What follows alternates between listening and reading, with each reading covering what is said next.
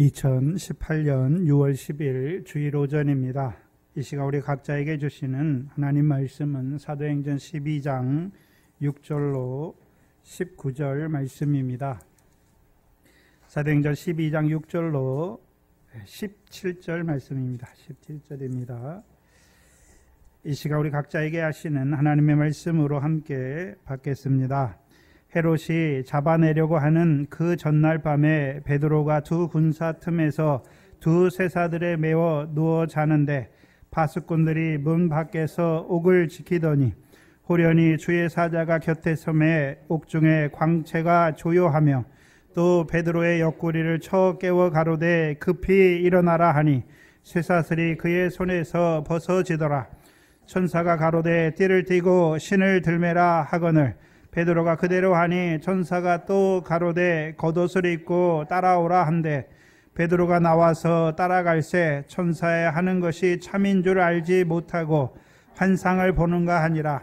이에 첫째와 둘째 파수를 지나 성으로 통한 쇠문에 이르니 문이 절로 열리는지라.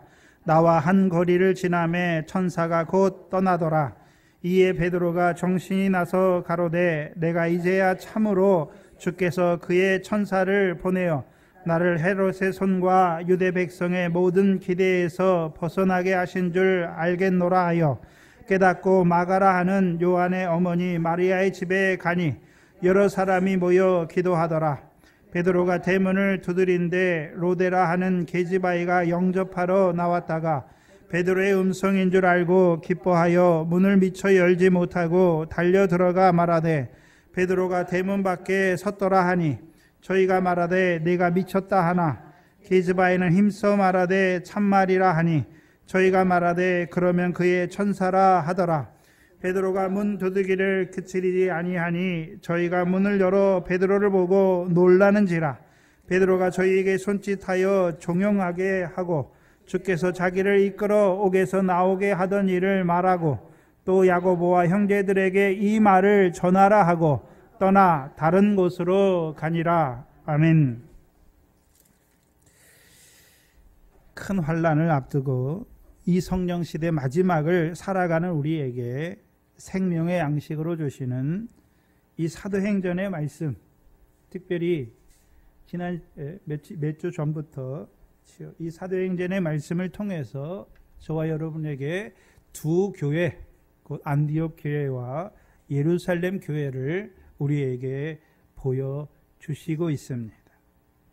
안디옥 교회는 스데반의 일로 일어난 환난을 인하여 흩어진 자들에 의해서 세워졌지요. 그러면 그 흩어진 자들은 어디서부터 흩어졌습니까? 예루살렘 교회에서부터 흩어졌지요. 교회가 세워지게 하니까 또 이제 예루살렘에 있는 사도들이 누구를 보냈습니까? 바나바를 보냈지요. 그러면 이 안디옥 교회는 철저히 어디 교회의 섬김을 받는 교회가 되었습니까? 예루살렘 교회의 섬김의 빚을 진 교회예요. 그렇죠? 예루살렘에서 흩어진 자들이 복음을 증거하여서 그곳에 교회가 세워지게 했을 뿐만 아니라 그 소식을 듣고 예루살렘에 있는 사도들이 바나바를 보냈고 그 바나바로 말미암아 교회가 더 성장하였고 또한 이 바나바가 사울을 불러서 1년 동안 교회에서 가르치지요. 이제 그 가르침을 받은 곧 그리스도의 도의 초보가 닦여진 교회가 안디옥 교회입니다. 그렇죠. 그럼 그 안디옥 교회, 그리스도의 도의 초보가 닦여진 지 안디옥 교회가 하는 일이 무엇입니까? 유대에 있는 형제들을 부조의 일로 섬기는 일을 하는 것이죠. 이제 그리스도인의 삶이 시작되는 거예요. 우리가 그리스도인이라 말하면 즉 그리스도처럼 사는 거예요. 그럼 그리스도께서 이 땅에 오셔서 어떻게 살았습니까? 자기를 위한 삶이 아니죠. 섬기는 삶이에요. 섬기는 삶. 그렇죠? 섬기는 삶이에요. 그래서 그리스도인으로 산다는 것은 한마디로요, 그리스도께서 이 땅에 오셔서 섬기셨듯이 우리도 섬기는 삶을 사는 것입니다. 특별히 구제를 통하여 섬기는 그 삶이 시작된 안디옥 교회를 우리에게 보여주셨죠. 그럼 구제하는 교회, 구제의 핵심이 무엇입니까? 구제의 핵심은 첫 번째, 억지로 하는 것이 아니지요. 우리가 섬기는데 억지로 섬기는 것이 아니에요. 기쁨으로 섬기는 것이죠. 그럼 구제하는데 어떻게 기쁨으로 할 수가 있습니까? 구제하는 자에게 마태복음 6장에 그렇죠? 하늘에 계신 아버지 하나님께서 갚으시는 상이 있는 것을 아니까 구제하는데 아까운 마음으로 하는 것이 아니라 기쁜 마음으로 하는 것이죠. 그러면 안디옥 교회는 구제하는 교회가 됐다라고 하는 것은 다른 의미에서요, 도의 초보가 딱 깨진 안디옥 교회는 무엇을 바라보는 교회입니까? 하늘의 아버지 하나님께서 주시는 상을 바라보는 교회가 된 거죠. 두 번째, 구제의 핵심은 뭐냐 하면 자기 것으로 구제하는 것이 아닙니다. 자기 것으로 구제하는 것이 아니에요. 자기 것으로 구제하는 자들은 세상에서도 자기 것으로 구제한단 말이죠. 그러면 그리스도인의 구제는 자기 것으로 하는 것입니까? 하나님이 주신 것으로 구제하는 것입니까? 하나님이 주신 것으로 구제하는 거예요.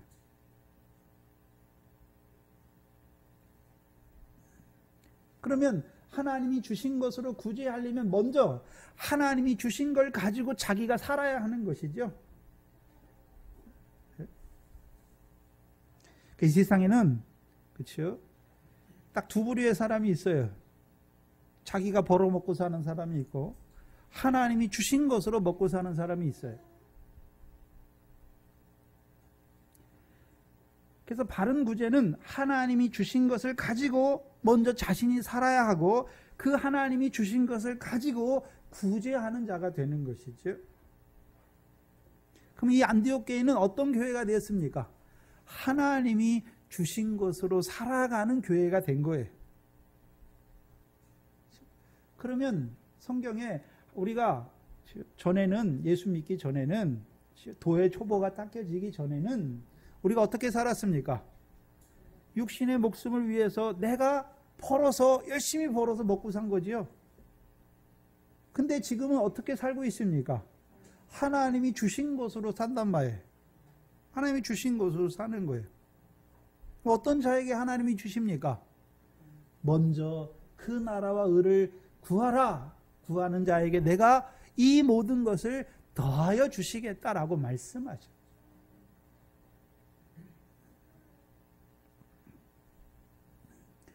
그래서 하늘에 계신 하나님 아버지께서 더하여 주시는 것으로 살아가는 교회가 된 거예요.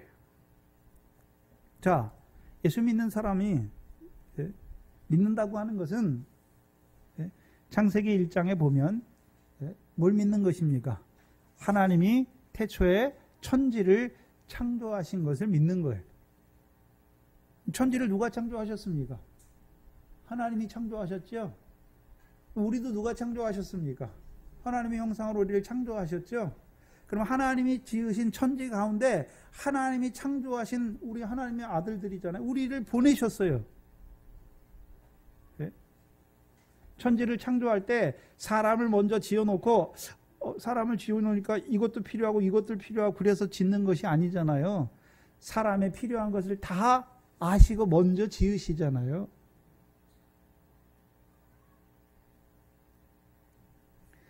그렇다면 우리가 천지를 하나님께서 창조하신다는 것을 믿는다고 하는 것은 그럼 천지 가운데 있는 것이 다 누구 것입니까? 하나님의 것이에요. 그럼 하나님의 것은 다 누구의 것입니까? 아들의 것이에요. 아들의. 근데 문제는 하나님이 우리를 하나님의 백성으로 부르신 것은 이 천지에 있는 것을 주시기 위해 부르신 것이 아니죠. 이 천지에 있는 것은 잠깐 우리가 육신으로 이 땅에 살 때 필요한 거예요. 영원히 필요한 게 아니에요. 그러면 하나님이 우리에게 주시고자 하시는 것은 무엇입니까? 하늘 위의 것이지요.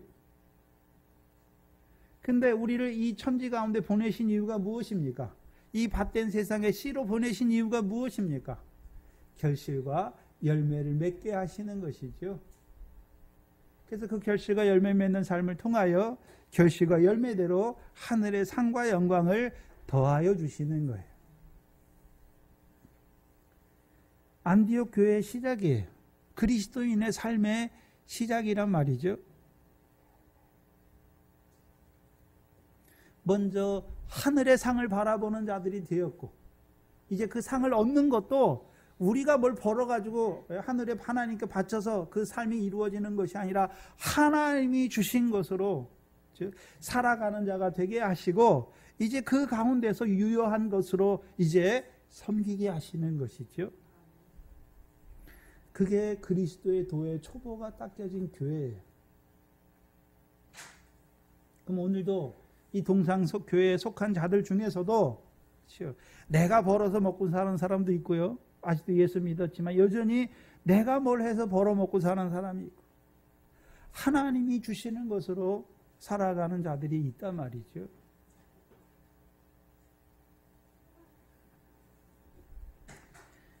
두 번째 교회, 또 하나의 교회가 무엇입니까? 이제 사도행전 12장에 나오는 헤롯의 칼이 역사하는 예루살렘 교회입니다.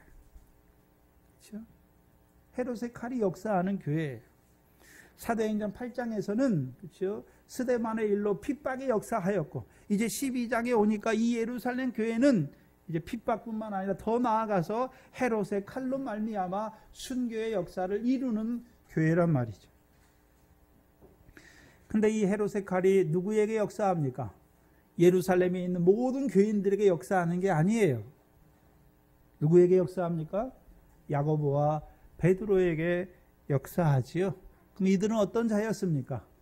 주님을 따라 따로 높은 산에서 주님의 변화되신 영광스러운 모습을 본 자들이죠. 본 자들이잖아요. 그래서 마태복음 16장과 17장을 통해서 따로 높은 그 영광에 올라가는 그 길을 우리에게 보여주셨죠. 그렇죠? 주께서 제자들에게 분부한 모든 것 가르치신 것이 있잖아요. 그 마지막 가르침이 무엇입니까? 네? 마태복음 16장 21절이죠.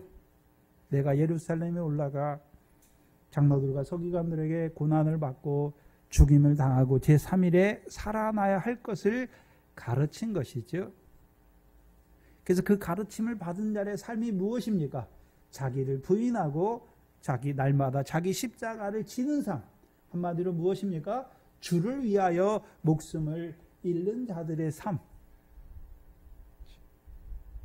그래서 그 마지막 말씀을 통해서 보여주시는 그 영광을 나타내 주시는 거예요. 그게 마태복음 16장과 17장이지요. 그러면 베드로와 야고보는 그렇죠? 변화산에서 주님의 영광만 바라봤습니까? 그 주의 영광 중에 그 보좌 우편과 좌편을 구하는 자들이 되었습니까? 이제 베드로와 야고보는 단순히 먼저 그 나라와 의를 구하는 것이 아니라 이제 그 나라와 의 중에 주의 영광 중에 그 보좌의 우편과 좌편을 구하는 자들이 된 거예요. 그래서 주의 영광에 그 보좌 우편과 좌편을 바라보는 자들에게 이제 헤롯의 칼을 통하여 이제 그 영광의 보좌에 들어가게 하시는 것이, 특별히 주의 잔을 그렇죠? 마시게 하시고 주의 받는 세례를 받게 하시는 역사가 순교의 역사인 것을 그렇죠? 지난 시간에 나타내 주셨죠.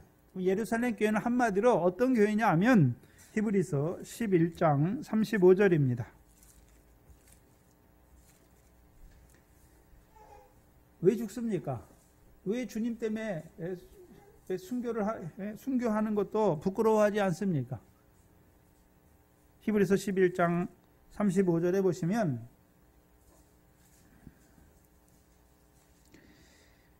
중간에 보시면 또 어떤 이들은 무슨 부활을 얻고자 해요?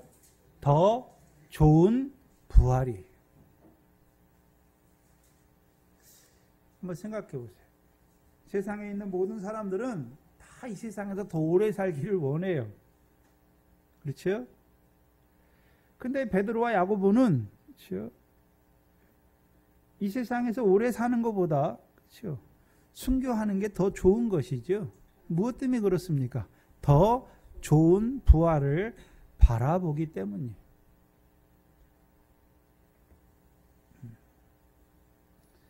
그럼 더 좋은 부활이 다 똑같이 부활하는 것이 아니라 더 좋은 부활이 있는 것을 보여주시잖아요. 계시록 20장이잖아요. 그렇죠? 첫째 부활이죠. 첫째 부활이에요.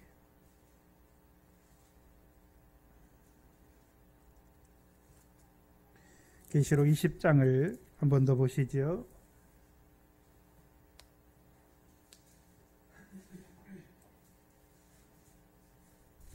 계시록 20장 4절 이하에 보시면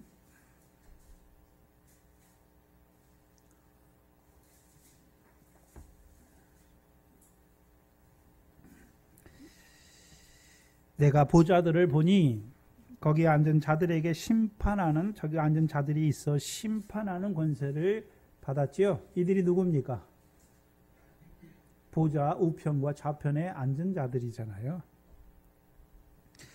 내가 보니 예수의 증거와 하나님의 말씀을 인하여 목배임을 받은 자들의 영혼들과 짐승과 그의 우상에 경배하지도 아니하고 이마와 손에 그의 표를 받지도 아니한 자들이 살아서 그리스도로 더불어 1000년 동안 왕노릇하니 그 나머지 죽은 자들은 1000년이 차기까지 살지 못하더라 말씀하시고, 이것이 무엇입니까? 첫째 부활이다 라고 말씀하시죠. 그럼 사도들이 바라봤던 것이 무엇입니까? 첫째 부활이에요. 첫째 부활. 근데 그 첫째 부활은 어떻게 들어가게 하십니까? 예수의 증거와 하나님의 말씀을 인하여 목배임을 받게 하는 거죠. 순교를 통하여 들어가게 하시는 것이죠.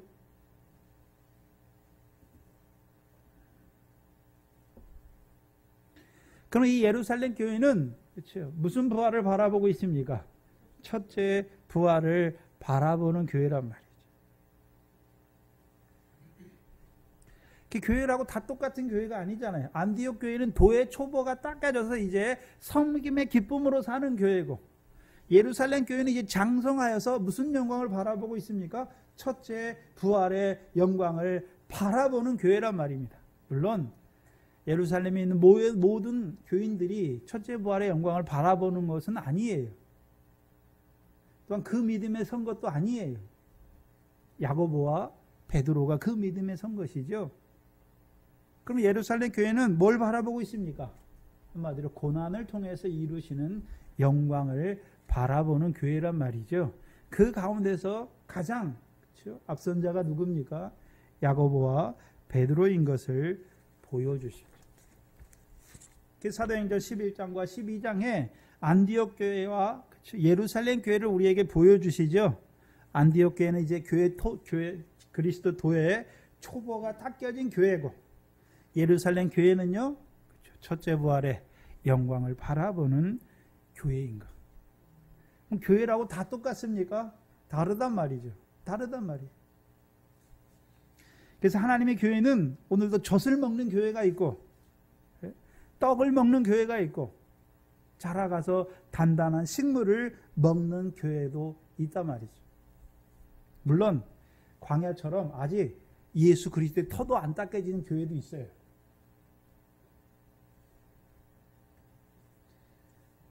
근데 안디옥 교회는 이미 복음으로 말미암아 성령을 따르는 교회잖아요. 터가 닦여져서 예수 그리스도의 터가 닦여졌는데 이제 사도 바울과 바나바를 통하여 가르침, 그리스도의 도의 초보를 가르쳐 주신 것이죠. 그러니까 그 그리스도의 도의 초보에 서서 이제 어떻게 하고 있습니까? 자라가는 거예요. 자라가는 거. 그럼 이들이 구제한다고 하는 것은 이제 어떤 자들이 됐습니까? 미래 결실하는 자가 됐잖아요. 세상 염려, 재리의 유혹 때문에 근심하지 않는 자들이 되었죠. 왜요? 하나님이 주시니까. 뭐 하기만 하면요, 우리가 그 나라와 의를 구하는 자로 살아가기만 하면 하나님께서 육신에 필요한 것을 하나님께서 주시는 줄 안다 말이죠. 미래 결실이 이루어진 교회예요. 그럼 미래 결실만 이루어져야 됩니까? 이제 자라가면 어떤 결실도 하는 것입니까? 보리의 결실이잖아요. 여러분, 세상 사람들이 이 세상에서 하는 걱정의 거의 대부분이 뭡니까? 육신의 목숨을 위해서 무엇을 먹을까? 무엇을 마실까? 무엇을 입을까? 그래서 무엇을 먹고 마시면 더 오래 살까? 예? 그래서 남들보다 더 좋은 걸 먹기를 원하고 더 비싼 걸 먹기를 원하잖아요. 그거예요, 다. 걱정과 염려가. 근데 이제 도의 초보가 닦여지면 이제 어떤 교회로 살아갑니까? 세상 염려와 재리의 유혹 가운데 떨어지지 않는 미래 결실하는 교회로 살아간단 말이죠. 그걸 보여주는 게 구제예요, 구제. 그럼 미래 결실만 하면 다 됐습니까? 이제 보리의 결실을 하는 자들도 잘해야 됩니까? 보리의 결실도 하는 것이죠. 이제 세상 염려, 재리의 유혹은 없어요. 근데 여전히 뭐가 있습니까? 베드로전서 1장에 보면 썩어지는 것을 따라 사는 것, 더러운 것을 따라 사는 것, 쇠하해지는 것을 따라 사는 그 삶의 행실이 있잖아요. 그게 죽은 행실이에요. 그러면 이제 제일 처음에는 세상 염려, 재리의 유혹 가운데 사는 게 죽은 행실이었잖아요. 그럼 구제를 통해서 뭘 보여주십니까? 죽은 행실을 회개했잖아요. 그것이 무엇입니까? 미래 결실로 나타나는 것이고, 미래 결실하는 자들이 이제 구제하는 거예요. 그럼 구제, 미래 결실만 하는 데서 그치는 것입니까? 이제 자라나는 자는 보리의 결실도 하는 것입니까? 보리의 결실이죠. 썩지 않고 더럽지 않고 쇠하지 아니하는 것을 따라 사는 자들이 된 거예요. 한마디로 하늘의 기업을 잇는 자로 사는 거예요. 그래서 그리스도인이 이 땅에 사는 것은 무슨 이 세상 것을 더 얻기 위해 사는 것이 아니라 하늘의 것을 덧입는 자로 사는 거예요. 한마디로요, 이 땅에서 하늘의 상과 영광을 예비하는 자로 산단 말이죠. 그래, 이제 그게 젖먹는 교회, 도의 초보가 닦아진 교회들이 자라가는 그 과정을 우리에게 보여주시는 거예요. 두 번째는요, 이제 떡 먹는 교회가 있지요. 요한복음 6장이죠. 요한복음 6장입니다. 떡을 먹는다는 것이 무엇인가?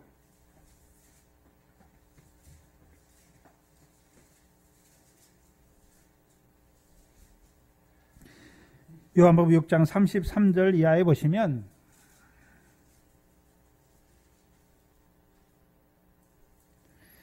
하나님의 떡은 하늘에서 내려 세상에게 생명을 주시는 떡이죠.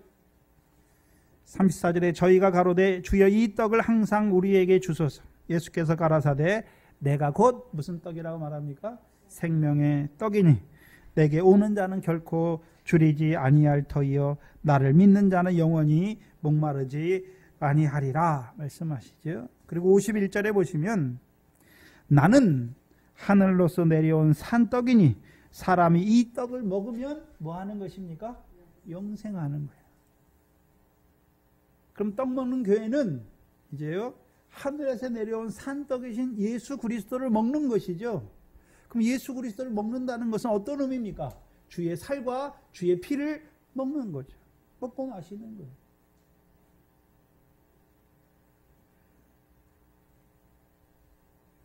그럼 우리에게 오늘 그렇죠. 하늘로서 내려온 예수 그리스도를 우리에게 주신 이유가 무엇입니까? 영생하게 하시기 위해서. 영생하게 하기 위해서. 그럼 우리가 그 주의 살과 주의 피를 먹으면 어떤 자가 되는 것입니까? 주께서 어떻게 나를 사랑하셨는 줄 아는 거예요. 그러니까 우리도 누구를 사랑하는 것입니까? 형제를 사랑하는 것이죠. 요한복음 4장을 한번 보시면 영생이 뭔가? 요한복음 4장 36절입니다.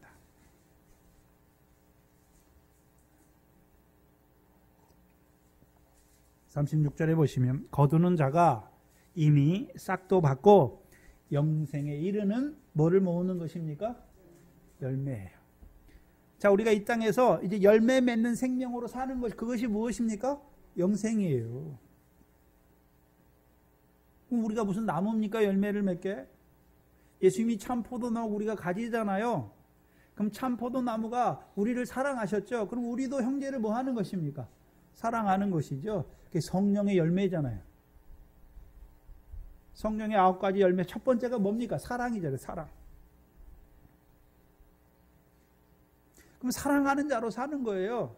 근데 이 사랑은 세상 사람들이 사랑하는 사랑이 아니에요. 세상 사람들의 사랑은 이 사람이 나를 사랑하면 나도 사랑하고 이 사람이 나를 미워하면 나도 미워하는 거잖아요. 근데 주님의 사랑은 우리가 원수 되었을 때, 죄인 되었을 때 우리를 위해서 죽으신 것이죠. 그럼 우리도 주께서 죄인 된 나를 사랑하시는 그 사랑을 입으면 우리도 이제 누구를 사랑하는 것입니까? 내게 잘못하는 사람, 내게 죄를 짓는 사람, 내게 허물을 범하는 사람을 사랑하는 거예요.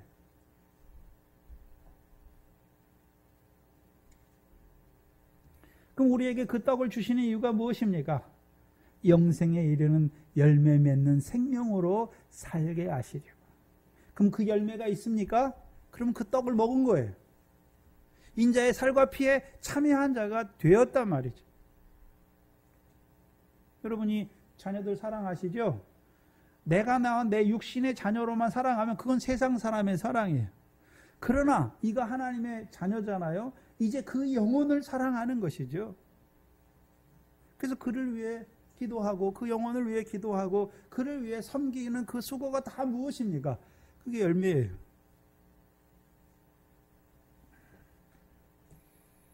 떡을 먹은 교회예요.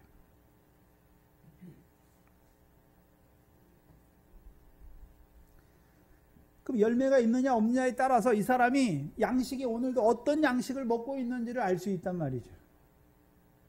여러분 젖 먹는 어린아이에게 떡 주면 소화시킬 수 있습니까? 없습니까? 없어요.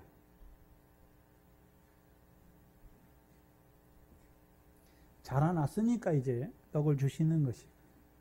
그 떡을 주셔서 이제 영생에 이르는 열매를 모으는 자로 살게 하시는 것이죠. 그리고 이제 더 자라는 자에게 주시는 것이 무엇입니까? 단단한 식물이죠. 로마서 8장입니다. 로마서 8장입니다.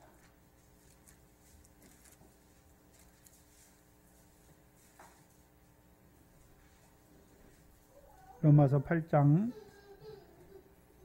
17절 18절입니다.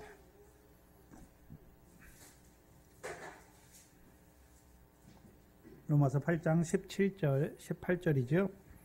자녀이면 또한 후사 곧 하나님의 후사요 그리스도와 함께한 후사니 우리가 그와 함께 영광을 얻기 위하여 뭐도 받아야 되는 것입니까? 고난도 받는 거예요. 그렇죠? 고난이 양식이에요. 네? 고난을 왜 주십니까? 영광을 얻는 자로 세우시기 위해서. 18절에 보면 로마서 8장 18절에 생각한데 현재의 고난은 장차 우리에게 나타날 우리에게 주실 영광과 좋게 비교할 수 없다 말씀하시죠. 그럼 교회가 다 같은 교회가 아니라 자라나야 하는 것이죠. 이제 젖만 먹는 교회가 아니라 자라가서 떡도 먹고 자라가서는 단단한 식물도 먹는 교회가 되어야 하는 것이죠.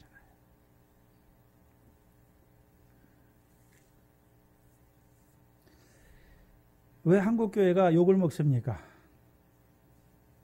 여전히 풀 먹는 소의 형상을 섬기는 광야교회예요. 여긴 젖도 없어요. 광야교회, 광야. 풀 먹는 소의 형상을 섬겨요. 모든 육체는 풀이고 그 모든 영은 풀의 꽃과 같이, 그렇죠? 하나님이 뱀바되면 썩어질 그 세상 영광을 쫓는단 말이죠. 누가요? 예수 믿는 사람들이. 그건 광야에 있는 교회예요. 그래서 광야에 있는 교회들이 많아요. 그러니까 예수 믿지만 여전히 뭘 얻기를 원합니까? 육신으로 살아가는 그 세상 영광을 얻기 위해서 남의 것을 뺏고 양심도 쓰지 않고 더 많이 자기 소유로 만드는 거잖아요. 예수님 뭐라 말했습니까? 내 소유를 팔아 가난한 자를 주라. 그리하면 하늘에서 내게 보화가 있을 것을 말씀했는데.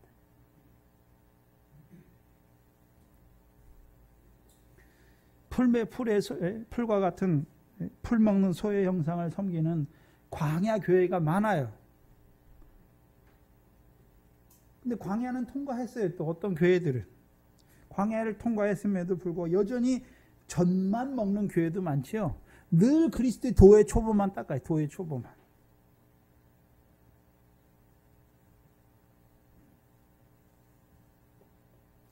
일생을 교회 도의 초보만 닦다가 일생 그렇게 신앙생활 하다가 젖 먹는 자로 가는 거죠. 왜 그렇습니까? 먼저는 목회자들의 문제죠. 젖밖에 없어요. 어떤 목회자는 젖도 없어요. 두 번째는 성도들의 문제예요. 뭐만 찾습니까? 젖만 찾아요. 젖만 찾아요. 그래서 요한복음 6장을 보면 그렇죠.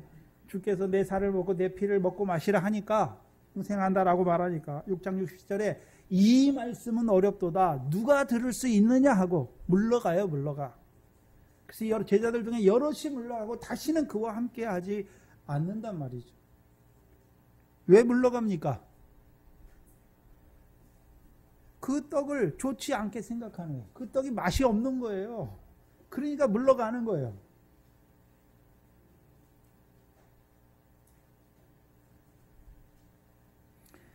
자라가야죠. 그래서 동산교회 안에서도 지금 젖을 먹는 자들도 있고 떡을 먹는 자들도 있고 단단한 식물을 먹는 자들도 있죠. 어떻게 먹게 되는 것입니까? 목회자는 양식을 나눠주니까 목회자에게 젖이 있어야 되고, 그렇죠? 그래서 아가서에 보면 유방이 있잖아요. 젖을 나눠주기 위해 있는 것이죠. 또한 떡이 있어야 되잖아요. 단단한 식물도 가지고 있어야 되는 것이죠. 그래야 나눠줄 수 있는 것이죠. 먼저는 목회자가 먼저 먹고 그 가운데 살아야 나눠줄 수 있는 거예요.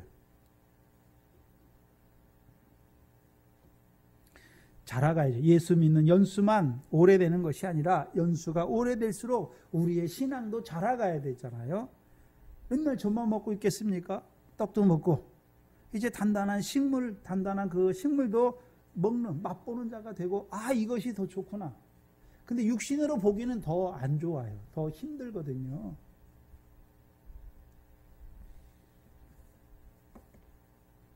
자라가야죠. 그래서 안디옥 교회가 특별히 안디옥 교회와 예루살렘 12장의 예루살렘 교회를 통해서 이제 도의 초보와 자라난 자들, 단단한 식물을 먹는 교회를 우리에게 보여주시는 것이죠.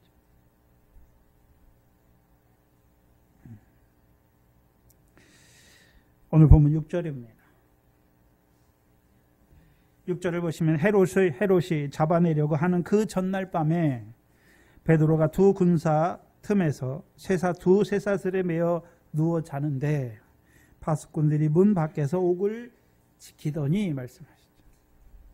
베드로가 지금 무교절에 잡혀서 옥에 갇혔죠. 근데 무교절 날에는 안 죽였잖아요. 무교절이 끝나면, 이 6월절이 끝나면 이제 죽이고자 했잖아요. 그럼 이제 무교절 마지막 날일 거예요.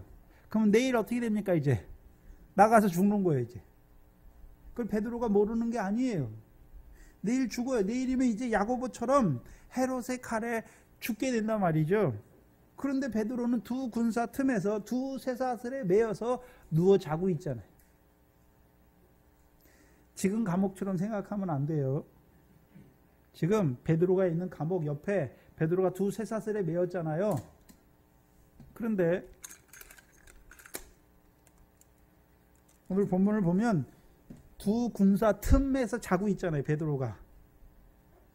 그러면 두 군사가 옆에 있는 거예요. 그래서 한쪽 쇠사슬은 이 간수하고 묶어 있고 한쪽 쇠사슬은요 이 사람에게 묶여 있는 거예요. 근데 문제는 내일 죽는데 자고 있는 거예요. 저와 여러분 같은 경우 한번 생각해 보세요. 여러분 내일 죽는데 오늘 잠이 오겠습니까? 밤이 잠이 올까요? 어떻게 하면 이 죽음에서 피할 수 있을까? 이 궁리 저 궁리 다 해보고 하겠죠. 근데 베드로는 어떻게 합니까? 누워 자고 있어요. 누워서. 근데 그냥 피곤해서 자는 게 아니에요. 천사가 와서 베드로를 깨우죠. 깨우는데 베드로야 일어나 하니까 일어납니까? 옆구리를 쳐야 일어납니까? 그럼 깊이 잠든 거잖아요. 그럼 내일 죽는데 오늘 자는 자란 말이에요. 여러분이 영화나 드라마를 보면 사형수들 사형 집행하는 날을 미리 알려줍니까? 그날 가서 알려줍니까? 왜요? 미리 알려주면 이 사람이 감당을 못하는 거예요. 감당을 못하는 거예요. 며칠 지나면 죽는다. 사람들이 제일 무서워하는 게 뭡니까? 죽는 거예요, 죽는 거. 죽는 거예요. 죽음에 대한 두려움이 있잖아요. 근데 그건 사람만 있는 게 아니죠. 여러분, 짐승도, 도축장에 끌려가는 짐승도 도축장 앞에 가면 어떻게 합니까? 자기 죽을 줄 알고 버티잖아요, 소들도. 그럼 죽음에 대한 당연한 반응이 무엇입니까? 두려움이에요, 두려움. 두려움이 있으면 잠을 잘 수가 없어요. 여러분이 근심이나 걱정이나 두려움이 생기면 잠이 잘 옵니까? 잠을 못 잡니까? 그 두려움이 없어질 때까지 잠을 못 잔단 말이죠, 사람들은. 근데 문제는 이 죽음에 대한 두려움이 당연한데, 그 반응이 당연한데, 베드로는 내일 죽는데 누워 자고 있단 말이에요.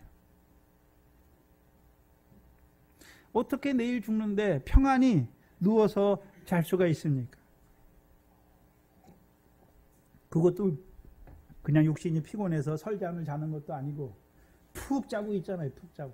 쳐서 깨워서 쳐가지고 깨워 일으킬 만큼 잠에 떨어졌단 말이지.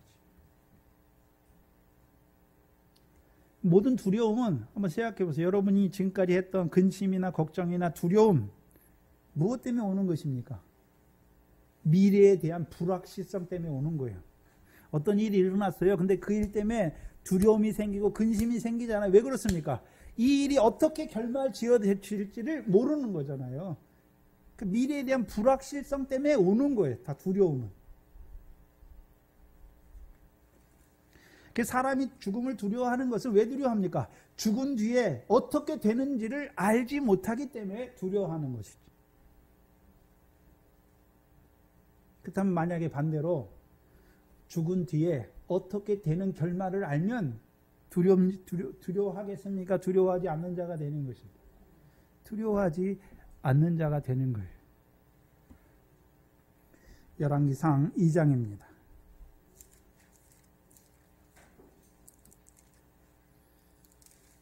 열왕기상 2장 1절 2절을 보시면 1절로 3절이죠. 다윗을 보여주시는데 구약 511페이지입니다. 구약 511페이지 열왕기상 2장 1절로 3절이죠. 보시면 다윗이 죽을 날이 임박함에 그 아들 솔로몬에게 명하여 가로되 2절에 내가 이제 세상 모든 사람이 가는 길로 가게 되었다. 그럼 다윗도 자기가 죽을 날이 임박한 줄 알고 있습니까? 알지 못하고 있습니까? 알고 있잖아요. 그 알면 죽음에 대한 두려움이 있어야 되는데 다윗은 죽음에 대한 두려움, 자기가 죽는 것에 대한 두려움이 있습니까? 없습니까? 없어요. 없어요. 그렇죠? 그리고 오히려 솔로몬을 불러서 이제 왕이 될 자기 뒤를 이어 왕이 될 솔로몬에게 유언의 말씀을 주잖아요. 뭐라고 말합니까? 너는 힘써 뭐가 되라고요?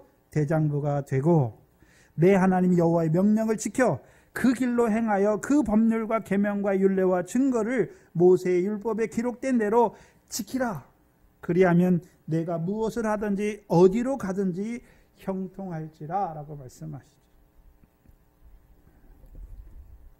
이미 구약의 다윗을 보면 자기가 죽을 날을 알아요. 임박한 걸 알아요.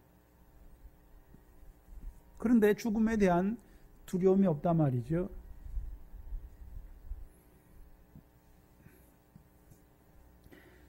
왜 없습니까? 죽은 뒤에 어떻게 되는지를 안단 말이죠. 죽음 뒤에 어떻게 되는지를 알아요. 자, 저와 여러분도 우리는 안 죽습니까? 인생은 다 죽음이라는 결승선이 딱 있어요. 그 죽음을 위해 달려가는 거예요. 자기는 안 죽는 줄 알아요. 베드로만 내일 죽는 줄 알고 우리는 안 죽습니까? 우리도 죽어요. 근데 문제는 죽음에 대한 두려움이 있느냐 없느냐 하는 것이죠. 죽은 뒤에 어떻게 되는지를 밝히 보면 두려움이 없단 말이죠. 성경에서 죽음을 말할 때 예수님이 죽음, 십자가에 죽으시잖아요. 죽는 것을 뭐로 표현했습니까? 영혼이 돌아가시니라 라고 말씀하죠. 영혼이 돌아가는 거예요. 돌아간다고 하는 것은 온데가 있으니까 돌아가는 것이죠. 어디로 돌아갑니까? 낙원이죠, 낙원. 예수님께서 우편 강도에게 내가 오늘 나와 함께 어디에 있을 것을 말씀하십니까? 낙원에 있으리라 말씀하시죠. 근데 육신도 낙원에 있습니까? 육신은 흙으로 돌아갑니까? 육신은 장래법을 따라 흙으로 돌아가고 그의 영혼은요, 낙원에 있는 거예요, 낙원에. 누가복음 16장을 보시면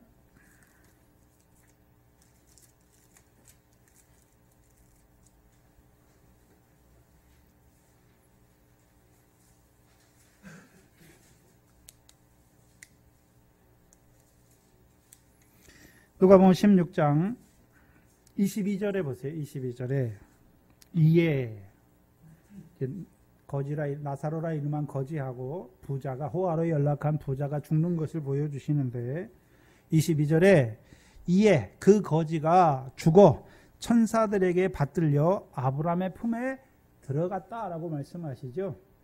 그럼 천사들에게 뭐가 받들려 아브라함의 품에 들어간 것입니까? 영혼이 받들려 들어갔고 육신은요? 그 당시 장사 예법을 따라서 흙으로 가는 거예요. 그 성경에서 죽음을 말할 때는 한마디로 뭐라면 육체와 영과 혼이 분리되는 거예요. 그렇죠? 우리 육신과 영혼이 분리되는 거예요. 그래서 우리 육신은 어디로 가고요? 흙에서 왔으니까 흙으로 가고 우리의 영혼은 어디로 가는 것입니까? 천사들에게 받들려 아브라함의 품에, 한마디로요, 낙원에 가는 거예요. 왜 낙원입니까? 즐거움이 있는 곳이에요. 즐거울 낙자예요. 그래서 이 나사로의 영혼이 아브라함의 품에 들어가서 뭘 받습니까? 위로를 받잖아요. 위로를 받지요. 왜요? 나사로가 이 땅에 살았을 때 고난을 받았잖아요. 그러니까 뭘 받습니까? 위로를 받는 거예요. 근데 호화에 연락하는 부자의 영혼은 위로를 받습니까? 불꽃 가운데 고통합니까? 음부의 불꽃 가운데 고통하는 것이죠. 그럼 한번 생각해 보세요. 자, 영혼이 있잖아요. 영혼이 무슨 고통이 있습니까? 불의 고통, 막 불로 우리 육신이야 불로 지지면 고통이 있지만 우리의 영혼은 뭐 불로 지지면 고통이 있나요? 없어요. 무슨 고통입니까? 영혼이 받는 고통이 무슨 고통입니까? 하나님이 우리를 지으실 때 우리를 위해 상과 영광을 예비해 놓고 지으신 거예요. 그렇죠? 그리고 이제 육신입혀 왜 보냈습니까? 그 상과 영광에 합당한 결실과 열매를 맺게 하셔서 맺은 대로 상과 영광을 주시기 위해서. 근데 이 호화에 연락하는 부자의 삶은 무엇입니까? 그 상과 영광에 합당한 삶이 없는 거예요. 호화로 연락만 하다 간 거예요. 그러니까 하나님 앞에 섰을 때 그 부자를 위해 예비해 두신 그 상과 영광을 부자에게, 결실과 열매도 없는 부자에게 줄 수 있습니까? 없습니까? 없는 것이죠. 그럼 뭐가 불타는 것입니까? 그 부자를 위해 예비하셨던 상과 영광이 불타는 거예요. 근데 그 불은 꺼지지 않는 불이에요. 왜요? 상과 영광은 영원한 거니까. 이 세상에 있는 불은 태울 걸 다 태우면 꺼져요. 꺼지지 않는 불이 있다라고 말씀하시잖아요. 그 상과 영광이 불타는 것을 보는 그 영혼이 고통받는 거예요.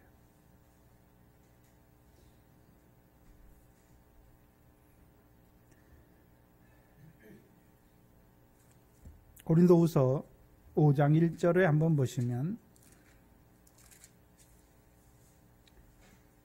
여기서는 죽는 것을 뭐라고 표현했냐 하면 고린도후서 5장 1절입니다. 5장 1절에 만일 땅에 있는 우리의 장막집이 무너지면 그 육신을 벗는 것을 말하는 거예요. 은유적 표현이에요. 장막을 벗는다고 하는 것은 육신의 장막을 벗는다는 거예요. 육신이 죽는 거예요. 육신을 죽는 것을 장막을 벗는다, 무너진다라고 말하는 것이죠. 만일 땅에 있는 우리의 장막집이 무너지면 하늘에 하나님께서 지으신 집, 곧 손으로 지은 것이 아니요 하늘에 있는 영원한 집이 누구에게 있습니까? 우리에게 있어요. 죽으면 끝이 아니라 죽으면 뭐가 있습니까?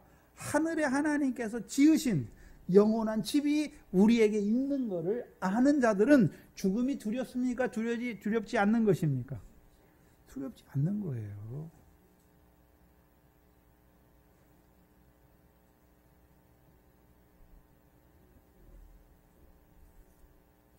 그러니까 고린도전서 5장 9절에 말씀이 나오는 8절이죠. 8절. 고린도후서 5장 8절을 보세요. 사도 바울은 어떻습니까? 사도 바울과 함께하는 자들을 보시면 고린도후서 5장 8절에 우리가 담대히 원하는 바는 차라리 몸을 떠나 주와 함께 거하는 그것이라. 그럼 사도 바울이 원하는 것이 무엇입니까? 육신 떠나서 빨리 주와 함께 거하는 거잖아요. 한마디로 말하면 빨리 죽고 싶다는 거예요. 세상 사람들은, 세상 사람들뿐만 아니에요. 예수 믿는 사람들도 다 이 땅에서 오래 살기를 원하는데, 이 사도 바울은 이 육신의 몸을 떠나서 그리스도와 함께 하는 것이 원이다라고 말하는 거예요.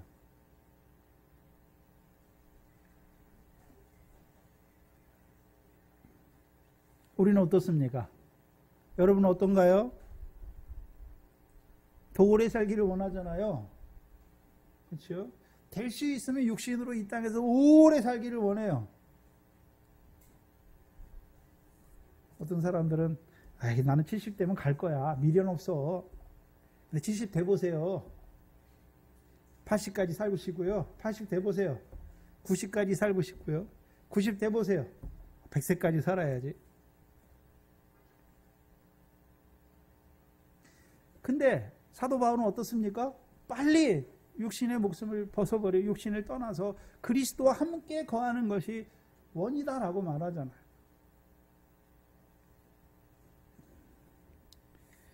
우리 교회 권사님 중에서도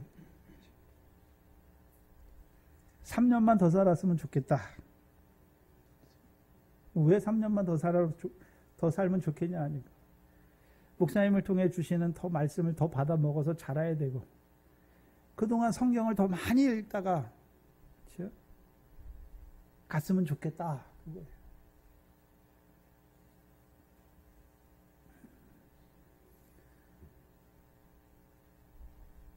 왜 그렇습니까? 밝히 본단 말이죠. 하늘에 있는 하나님께서 우리를 위해 예비하신 영원한 집이 있는 것을 밝히 보니까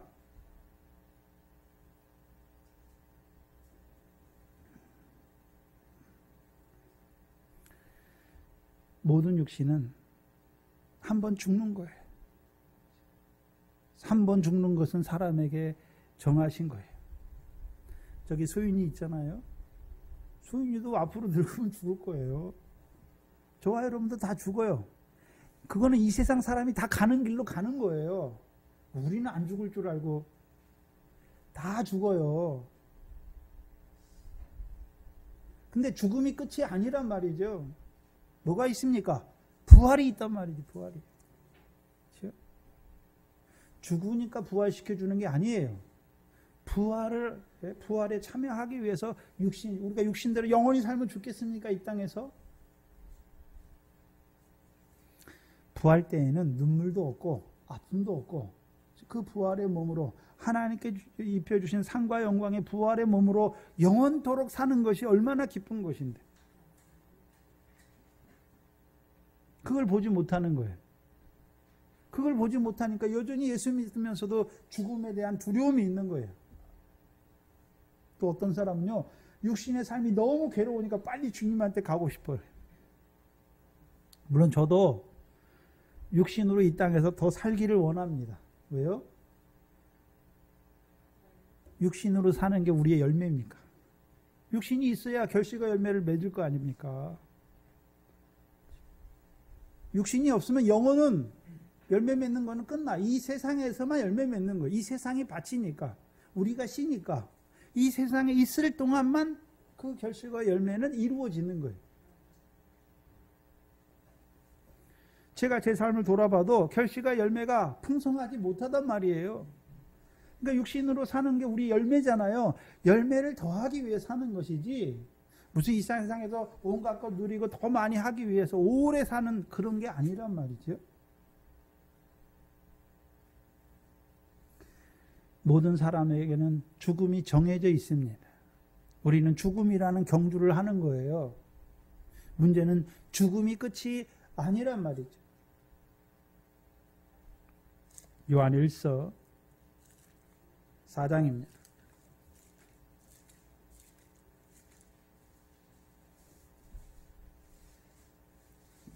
요한일서 4장입니다.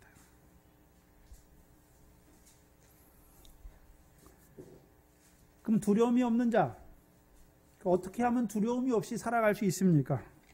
요한일서 4장 16절로 19절입니다.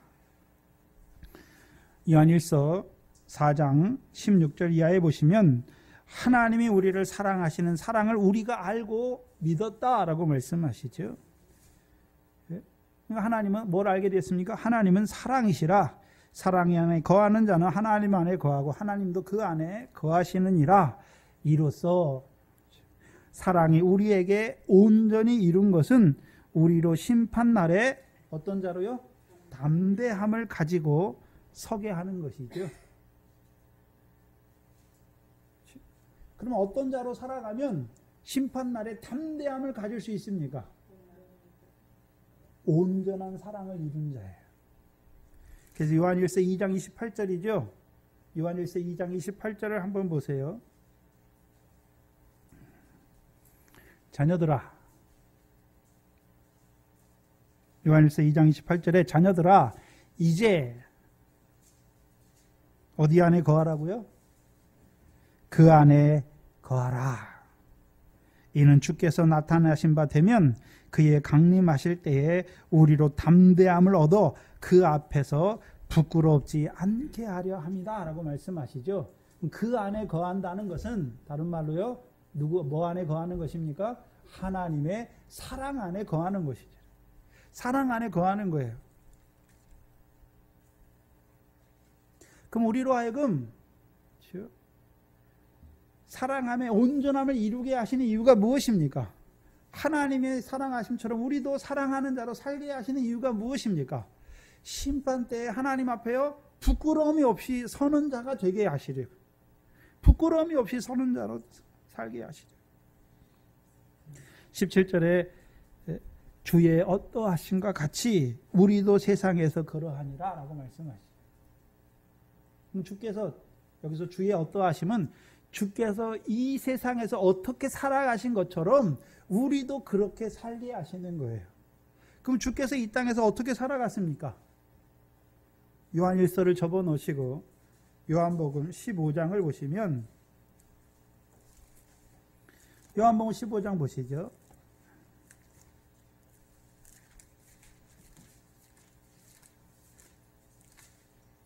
요한일서는 접어 놓으시고 요한복음 15장 9절로 11절입니다. 요한복음 15장 9절을 보시면, 아버지께서 나를 사랑하신 것 같이 나도 너희를 사랑하였으니 나의 사랑 안에 거하라 말씀하시죠. 그럼 예수님은 늘 이 땅에 살 때 누구의 사랑 안에 거했습니까? 아버지 하나님의 사랑 안에 거하는 자로 살았단 말이죠. 그럼 아버지의 사랑 안에 거했다는 것은 10절이에요. 10절. 요한복음 15장 10절에 내가 아버지의 계명을 지켜 그의 사랑 안에 거하는 것 같이 너희도 내 계명을 지키면 내 사랑 안에 거한다라고 말씀하시는 것이죠.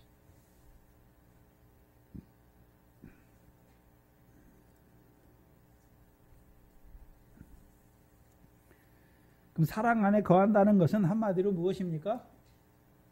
계명 안에 거한다는 거잖아요. 그래서 요한일서를 다시 오시면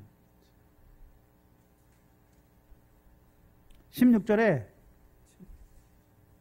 우리가 뭘 알았습니까? 뭘 알고 믿었습니까? 4장 16절에 요한일서 4장 16절에 우리가 알고 믿었다라고 말씀했잖아요. 뭘 알고 믿었습니까? 하나님이 우리를 사랑하시는 사랑을 우리가 알고 믿었다라고 말씀했잖아요. 그럼 그 하나님의 사랑이 누구를 통해 우리에게 나타났습니까? 하나님의 아들을 통해서 우리에게 나타났잖아요. 우리에게 입혀 주신 것이잖아요. 그럼 그 아들을 통해서 우리를 사랑하셨잖아요. 그럼 사랑만 하셨습니까? 이제 사랑 안에서 자라가서 온전한 자가 되게 하셨습니까? 온전한 자가 되게 되게 하시는 이유가 무엇입니까? 심판날에 그 앞에서 부끄러움이 없는 자로 서게 하는 것이죠. 18절에 사랑 안에는 두려움이 없고, 우리가 사랑 안에 거하면 뭐가 없습니까? 여기서 말하는 두려움은 뭐에 대한 두려움입니까? 심판에 대한, 죽는 것에 대한 두려움이 아니라 심판에 대한 두려움이 없는 거예요. 왜요? 열매가 있잖아요. 열매가 있잖아요. 온전한 사랑이 두려움을 내어 쫓나니 두려움에는 형벌이 있음이라. 사랑 안에서 온전히 이루지 못하느니라. 그럼 반대로요. 두려움이 없는 자, 담대한 자, 어떤 자입니까? 사랑 안에서 온전히 이루는 자죠. 그럼 사랑 안에서 온전히 이루는 자가 어떤 자입니까? 주께서 나를 사랑하신 것처럼 나도 형제를 사랑하는 것이죠. 그것이 무엇입니까? 새 계명이죠. 새 계명. 열매죠, 한마디로. 그럼 열매 맺는 자로 살았어요. 그래서 마태복음 21장 44절에 하나님의 나라를 누가 얻었습니까? 유업으로. 열매 맺는 백성이 얻는 거죠. 부끄러움이 없는 자로 서게 하시는 거예요. 19절에 우리가 사랑함은 그가 먼저 우리를 사랑하셨습니다 라고 말씀해요. 여기 그는 누굽니까? 예수 그리스도죠. 하나님의 독생자. 그가 우리를 사랑하셨어요. 그래서 로마서 3장 23절이잖아요. 모든 사람이 죄를 범하였음에 하나님의 영광에 이르지 못하더니 예수 그리스도의 사랑의 확증이 십자가를 통해서 우리의 죄를 사해 주실 뿐만 아니라 우리에게 모든 분부한 것을 가르쳐 주셔서 우리로 하여금 어디에 이르게 하십니까? 하나님의 영광에 이르게 하시는 거예요. 성경은 한마디로 말하면 하나님이 우리를 사랑하신 것을 아는 거예요. 아는 자는 이제 어떻게 살아갑니까? 사랑 안에서 온전히 이루는 거예요. 한마디로 사랑하는 삶을 사는 거예요. 그래야 심판 때 두렵지 않고 부끄러움이 없이 담대히 설 수 있는 것이죠.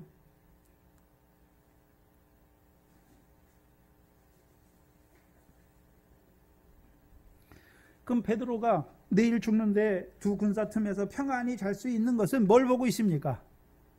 죽음 이후에 있는 그 세계를 밝히 보고 있는 거잖아요. 특별히 온전한 사랑 안을 이룬 자지요. 그 온전한 사랑을 이룬 자 어떤 자입니까? 형제를 사랑했을 뿐만 아니라 베드로의 삶이 한마디로 뭡니까? 복음의 증인의 삶이 무엇입니까? 사랑하는 거예요. 그래서 복음을 증거하여서 예수 그리스도로 세례받게 해서 죄사함을 얻게 하는 거잖아요. 그게 사랑이에요. 그러니까 이제 베드로도요, 그리스도의 사랑을 알고 형제를 위하여 죽는 것이 마땅한 그 자리까지 서 있는 것이죠. 특별히 이 베드로는 뭘 보고 있습니까? 첫째, 부활의 영광을 보고 있는 자지요. 그러니까 두렵지 않게 잘 수가 있는 거예요. 헤롯의 칼이 두려운 것이 아니라 그 헤롯의 칼을 통하여 자기를요 주님이 고난받고 죽임을 당하여 제3일에 살아가처럼 베드로를 고난받고 죽임을 당하게 하셨어요. 천년왕국에서 첫째 부활의 영광을 누리는 자로 세우시는 하나님의 역사를 보기 때문에 헤롯의 칼 앞에서도 두려워하지 않는 자가 된 것입니다. 근데 이상한 것은 이 베드로는 주께서 야고보처럼 헤롯의 칼에 죽이지 않아요. 순교케 하지 아니하십니다. 베드로의 신앙이 순교의 믿음에 미치지 못했기 때문이 아니에요. 베드로를 살리셔서 쓰시기 위해서. 그럼 베드로는 이제 그 옥에서 나온 베드로는 이미 순교의 믿음을 거쳤잖아요. 순교의 신앙으로 살아가는 자예요. 빌립보서 1장 20절 이하입니다. 신약 319페이지입니다.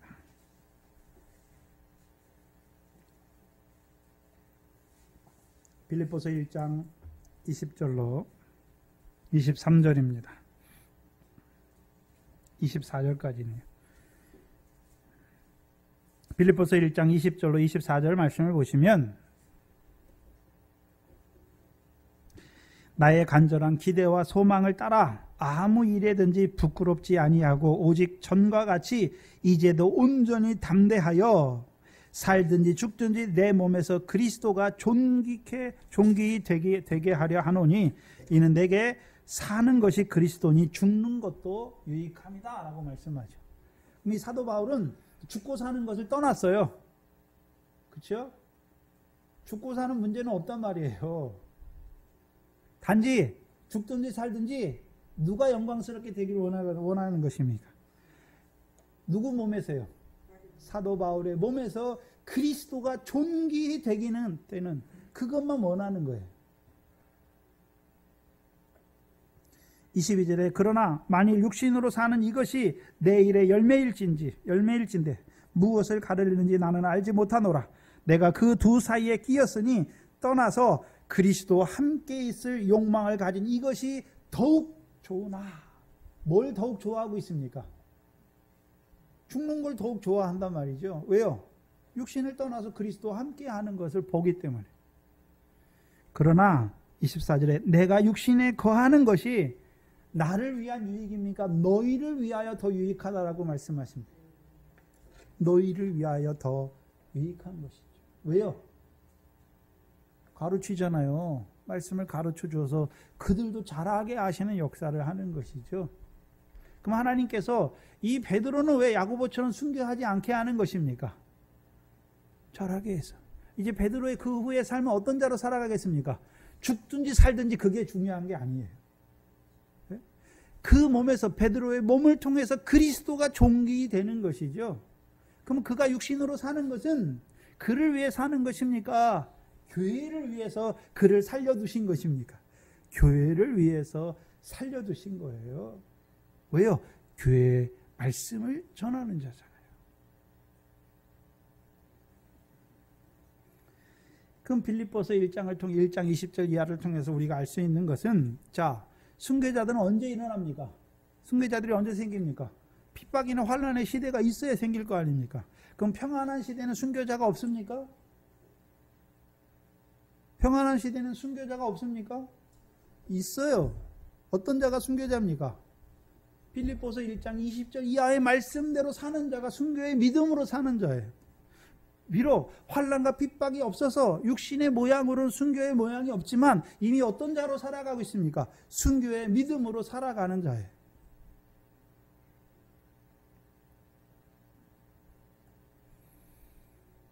살고 죽는 게 중요한 게 아니란 말이죠. 이 사람들은 살든지 죽든지 자기 몸에서 그리스도만 존귀하게 되기를 원하는 자잖아요. 또 그가 사는 게 자기를 위한 유익이 아니라요. 누구를 위한 유익입니까? 교회를 위한 유익을 위해 사는 거죠. 그러면 그의 남바 삶은 뭐 자기의 육신의 정욕을 위해 살겠습니까? 교회를 위해 살겠습니까? 그 베드로가 교회를 위해 산다는 것은 어떤 자로 사는 것입니까? 오늘도 바다의 권세에 죽은 자를 살리는 것이고, 사망의 권세에 죽은 자를 살리는 것이고, 음부의 권세에 있는 자들을 음부의 권세가 해하지 못하는 교회로 세울 뿐만 아니라 이제 그 영생을 누리는 자들에게 순교의 영광, 그 첫째 부활의 영광을 증거하는 자로 살리시는 그 역사를 이루기 위해서 하나님이 살려두신 것입니다. 그렇다면 저와 여러분, 오늘 이 말씀을 통해서 베드로와 같이 우리를 이제 죽음을 두려워하는 자로 사는 자가 아니라 이제 온전한 사랑 가운데 죽은 뒤에 무엇이 있을 것을 보여주시잖아요. 특별히 이 순교자들에게 주시는 그 첫째 부활의 영광을 우리에게 보여주셔서 이기게 하시잖아요.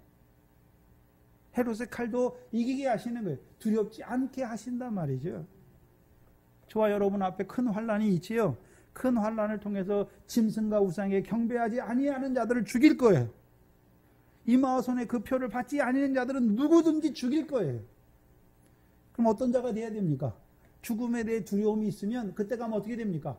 다 배반하게 돼 있어요. 그럼 지금 이때 우리가 어떤 자가 돼야 되는 것입니까? 사랑 안에서 온전한 자가 돼야, 그렇죠? 그때 가서 어떤 자가 되는 것입니까? 그 죽음의 권세 앞에서도요, 두려워하지 않는 자가 된단 말이죠. 특별히 이곳에 동산교회를 세워주셨잖아요. 물론 젖도 먹이고 떡도 먹이지만 이제는요, 단단한 식물, 이 단단한 식물을 주셔서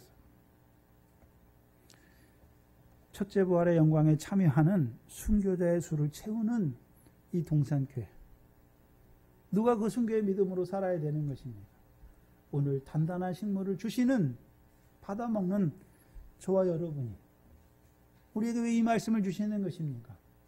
단단한 식물을 주셔서 우리도 어떤 자로요? 사랑 안에서 온전하게 되어서 그 심판 앞에 죽음을 두려워하지 않을 뿐만 아니라 그 심판 앞에서도 부끄러움이 없이 담대한 자로, 특별히 그 첫째 부활의 영광을 바라보는 자들로 그 수를 채워가는 교회로 하나님이 세우신 거예요. 자라가셔야죠. 그리고 주시는 양식을 받아 먹어야 그 삶이 이루어지는 거예요. 늘 그 신앙 안에서 달려가시기를 주의 이름으로 축원합니다. 기도하겠습니다.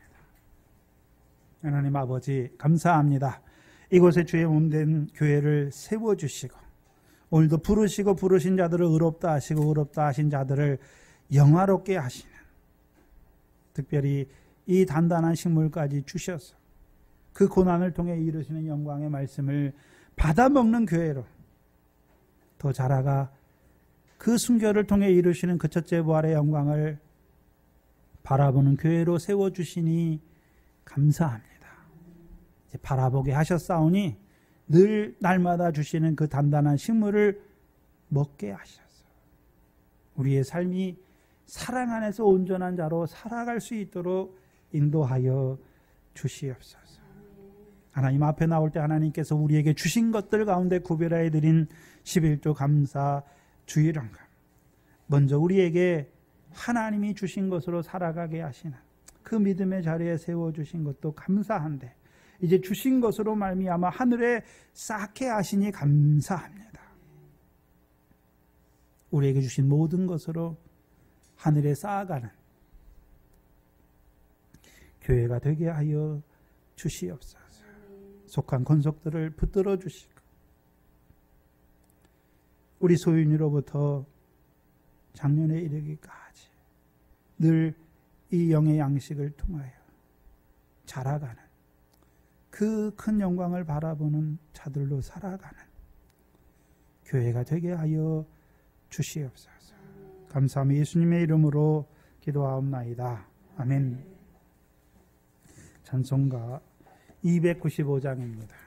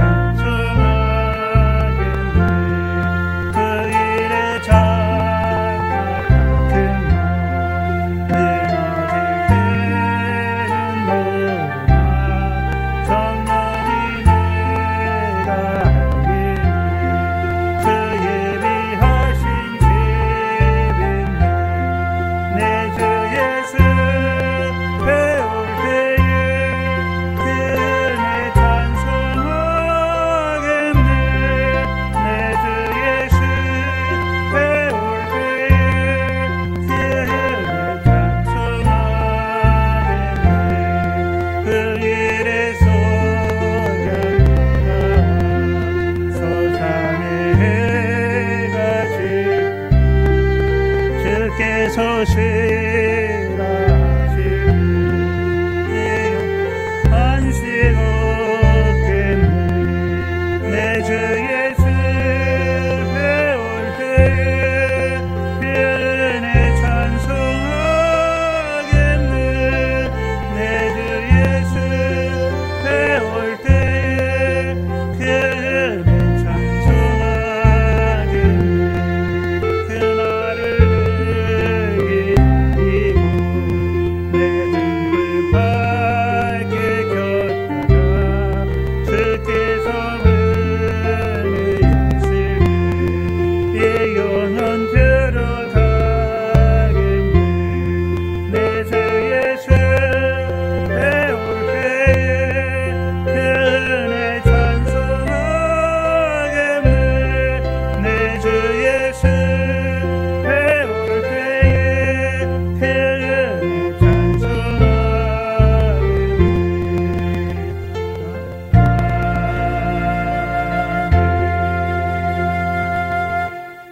여러분이 주님을 뵈는 날에 주님의 은혜를 찬송할지 부끄러운 가운데 설지 마지막 광고 드립니다. 마지막 6월 마지막 주일에 재정 보고 있습니다. 우리 권사님들 준비하시고 또 한 건 토의가 있으니까 기도하시다가 교회가 뭘 필요한 게 있으면 그때 토론해 주시기 바랍니다.